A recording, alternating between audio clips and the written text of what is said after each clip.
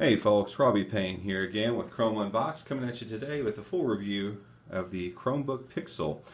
And for those of you who are subscribed to the channel, you saw the quick, a little bit strange unboxing, not unboxing the actual Chromebook box itself, but just the mail packaging that I got the device in. I did not buy it new, I bought it on eBay for a rather substantially reduced price.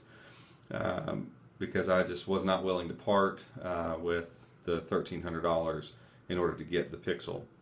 But I was okay with $800 or $900, and so I found one on eBay for about so much and decided to give it a roll. And after spending a week working specifically from this device, I'm going to give you some of the ups and the downs of the Chromebook Pixel from a guy who uses the Pixel for everything work related, and who uses Chromebooks for everything work related. I can tell you I've not turned on my Windows PC in months.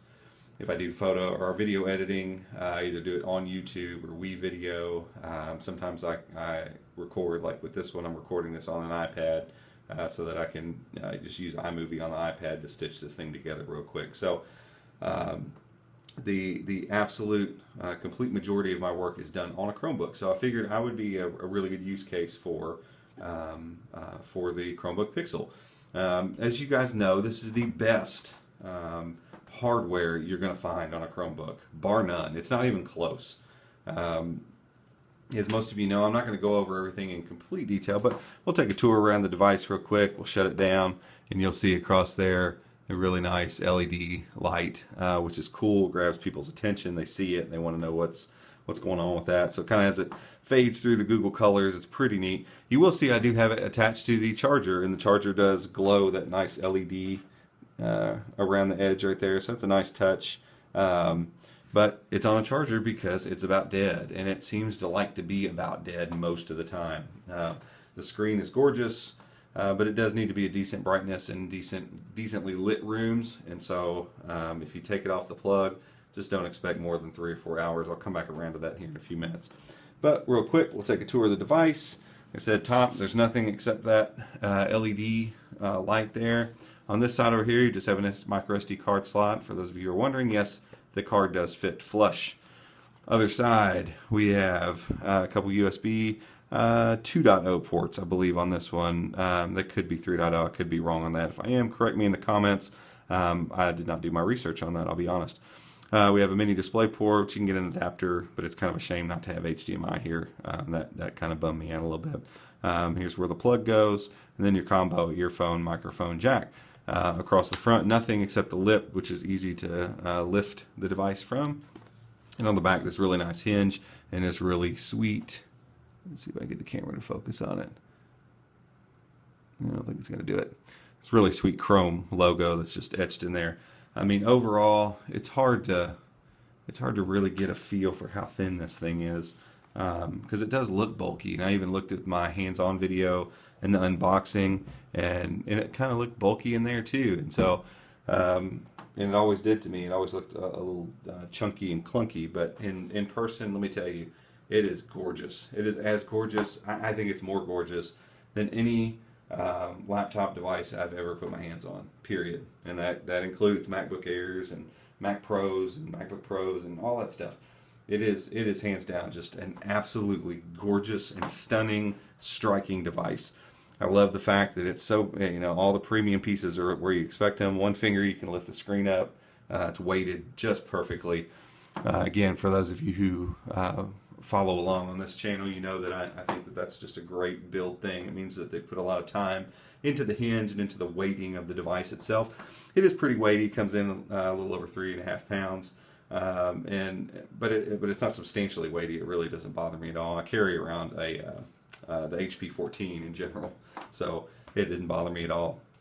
On the inside, I have standard webcam. The webcam performed really well. The photos and the chat stuff looks really great on it. Internally, we've got the Core i5 pre-Haswell class, so it's not getting good battery life. 4 gigs of RAM. This one's got 32 gigs internal storage. I'm not going to bore you with all the statistics. The thing's been around for a while, so this is probably not why you're watching this. I really want to just talk to build quality and usability. The aluminum finish barely picks up fingerprints. It does a little bit, but not too bad. The key travel on the keyboard, fantastic. It's just wonderful to type on, real quiet keys. It's got a really nice solid click on the trackpad. Glass trackpad performs wonderfully. All your scrolling options, all your 3-finger swipes, all your swipe ups and swipe downs, all work completely beautifully. And you can see things load very, very swiftly. And that's because it's got that i5 humming along in there. Now, I'm going to pinch a couple of these away. And you can see 3-finger swipe. As things are loading, no issue whatsoever here. And that's not the surprise. It really isn't. I wasn't shocked by this. I wasn't amazed by this. What I will say is on the 3-finger scrolling, our expose view, I know this isn't a huge deal. And I don't know if you can pick it up on the camera there, but the frame rates drop pretty substantially. And I never noticed that on my wife's C720 or my HP 14. My guess is because they're pushing so much fewer pixels when these animations are happening. Even that i5 is stuttering a little bit because the display on this thing is just monstrous. You know, it's basically kind of a take on a quad HD. So normal HD would be 1280 by 720, and so you would double those resolutions and kind of get your quad HD. This one is 1280 by 1280 by 800 doubled, and so you get that 2560 by 1600 resolution. And so, but roughly, because it's a taller screen, you're still getting the same type of density that a quad HD display would get, and at that roughly 12.85 or 13 inches. It just makes for a gorgeous display. I don't know if I can do it any justice by getting it up in the camera here. My angle's probably not going to let me. Nah, you're not really going to be able to see anything. Tripod and everything getting in the way. If you haven't seen one of these screens, I mean, it's like looking at a really high-def cell phone screen or a Retina display. I mean, you just get right up on it, and there's just no pixelization. It's just beautiful. It's gorgeous. Chrome OS scales perfectly in it, so there's no issues or anything like that there. But like I said, there are some frame rate drops in certain things like this, and sometimes maximizing and minimizing a window or something like that right there, there's just frame rate drops. And honestly, I just don't expect that out of a Pixel. I know that's really being picky. I just don't expect that. However, when you drop all the windows down and you look at the backgrounds that Chrome OS serves up when you put Surprise Me on there, it's just, oh, it's so beautiful. It's so striking. The Hinge is really nice. So on the touch stuff, I mean, you get a little wobble. That's just the way things work. But the touchscreen is very responsive. And I found that, let me get to a normal website here. Let's go to The Verge. How about that? And so we see on The Verge, scrolling works just as you'd expect it to, but what's nice is pinch zoom works as well, which is pretty cool. On a screen like this, you don't really have to if you're sitting with it in your lap, because the text is so stinking clear. Really no problems there, but it's nice to know that it works. And the nice thing is, I figured out when you take into account the upper bar here and the lower bar here, what you get now is a 16:9 viewing area. So the viewport is actually 16:9 now. Now, if you go full screen, obviously you get that 3:2 ratio, 15:10. But what's cool is that you still get a 16:9 viewport with the bars in place, which is a pretty cool thing, especially when you work on web stuff like I do. So being able to see that without having to go full screen is pretty nice. Brightness, as I said earlier, the screen is plenty bright. Don't get me wrong; it's not bothersome. But I felt like I needed to keep it about 3/4 brightness to really feel like I'm looking at the beautiful screen that it is. Problem with that is it really drains battery, and I'm seeing 3.5, 4 hours out of it, and that is a huge letdown for me, coming from some Haswell Chromebooks of the past where I'm getting 7 to 9 hours depending on my use case. And so that's the only bummer, and that's been trumpeted all over the internet. Everybody says this. When you use the Pixel, it's got terrible battery life. If they would come out with this device in a Haswell processor, it would just be amazing. It really would be amazing. Another awesome thing about the Pixel is, let me play a video here. Here we go, Jurassic Park. Let's see. Wait, you know what? I probably shouldn't show this because might be some weird copyright kind of thing going on, so we're not going to show that. We will go to a trailer. What's a good movie that's out? Let's go Godzilla.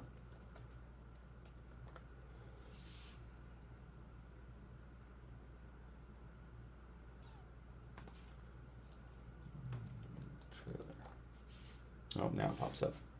There we go. So we're going to play this, and I'm just going to play the sound for you just so you can hear how stinking loud this thing is. I want to talk to somebody in charge. What's amazing is the sound is actually coming up out of the keyboard, so there's no speakers. It's all here. Natural disaster. And so the sound really just jumps off of this thing at your face. It was not an earthquake. It wasn't a typhoon. Because what's really happening? Fantastic movie, by the way, if you haven't seen it. Really good. So speakers we got are really awesome on that. So, you know, that kind of covers the hardware in general of the device. My overall feelings about the Chromebook Pixel. It was a dream to work on for the most part, as long as it's plugged in.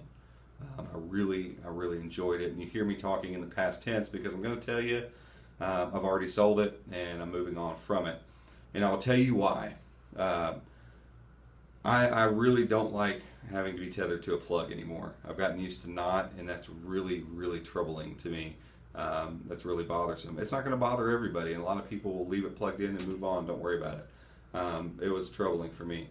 The other thing is I feel like with this expensive of a laptop, frame rate drops and little issues, slowdowns, and I saw them throughout multiple things. Those things shouldn't be happening.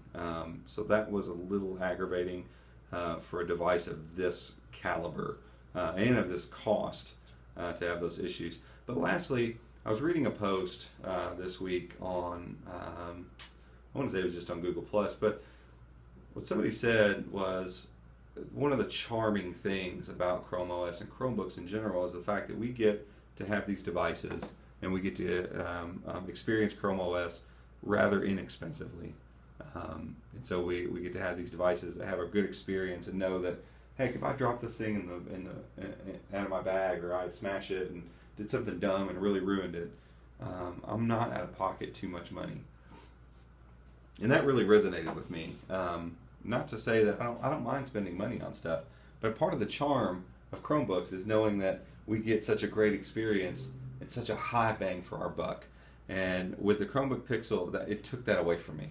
And I hated losing that. I hated losing that feeling that, man, I'm really stretching my dollar here. I'm really getting the real bang for the buck on this device. I don't feel that way with this because you know what? For the price that this thing cost, I could buy a MacBook Pro, and even though the hardware wouldn't be any better, trust me, it would not be. This thing is beautiful. The software would be more capable. As much as I love Chrome OS, I have to admit that the software would be more capable with Mac OS. But I don't like Mac OS. I like Chrome OS, and part of the beauty of it is it runs awesomely on a $200 or $300 laptop. And so I'm still begging for that mid-range Chromebook, for that $500-600 Chromebook that just knocks everything out of the park, that doesn't leave anything unchecked. And you know what? Use some plastic. That's fine with everybody. You can build a great Chromebook with plastic. HP 11, fantastic build. What a crappy processor. If they could just put together all the pieces in one package and make it in a couple different sizes, an 11 and a 13 or 14 inch, and say, hey, we've checked all the boxes. Everything is here. It's probably going to cost you $400 or $500 to still turn your same profit on it. It can be done, and I'm hoping that it will be here in the near future. I was hoping that ASUS would fill that gap, but it looks like we've got another round of Chromebooks coming with subpar display panels on them, and it's just sad. It's just sad that there's always some sort of thing that doesn't work out. You know, even with the Pixel, even with the cream of the crop, we have terrible battery life, and so it is a little frustrating right now as a Chrome OS user, but for the time being, I am going to stick with my HP 14. Lo and behold, I really thought I was going to sell it, but I'm happy with its battery life, and its build quality is really good. And for $300, you know, I could have multiple ones of them for what I could pay for this one. And so, again, it's just part of the charm of Chrome OS. I love that I can run it on a machine that costs fractions of what high-end machines do and still get tons of work done and still be very productive. And so I am parting ways with the Chromebook Pixel, but it doesn't mean that it's not a fantastic piece of hardware and an amazing piece of machinery. I can't get over that much. And again, if the battery was a different story, maybe my opinion would be swayed a little bit, but I'm not sure. Like I said, I love the charm of Chrome OS being on cheaper, more affordable notebooks. I love the idea that a high-end, awesomely built Chromebook could be done for $500 to $600, and that could be the high end, where that's the mid to low end on PCs, and that there is no end like that in MacBooks. So again, awesome hardware, the coolest Chrome OS experience. It makes Chrome OS look so beautiful. But I will be parting ways with it. And let me know what you think in the comments. Those of you who have gotten your hands on a Pixel, I know there are a lot of people that said, "Oh, I'm so glad you got this, and you use Chrome OS, so you should have the best of the best." And I feel that way too. And so I was okay with parting with the money, but I just don't feel like I'm getting the bang for my buck. And again, like I said, because of the cheaper hardware, being able to perform just as well, maybe that's just spoiled me. And I'm still holding out. I still haven't found what I feel like is the home run of Chromebooks just yet. And so I'll keep looking. You guys, if you like the video, feel free to give it a thumbs up down there. Subscribe to the channel. There's going to be more stuff coming, guys. There's lots of Chrome OS devices coming. I got my Chrome base coming. I've got a Samsung Galaxy, or shoot, not Galaxy, Samsung Chromebook 2 coming. I've got Asus, an Asus Chromebook coming. So there's that stuff, and then there's all these companies that promise multiple more Chromebooks. So they're just Chromebooks coming all down the pipe for the rest of the year. So keep it locked to the channel. We'll have more coverage coming up in the next weeks and months. Thanks for watching.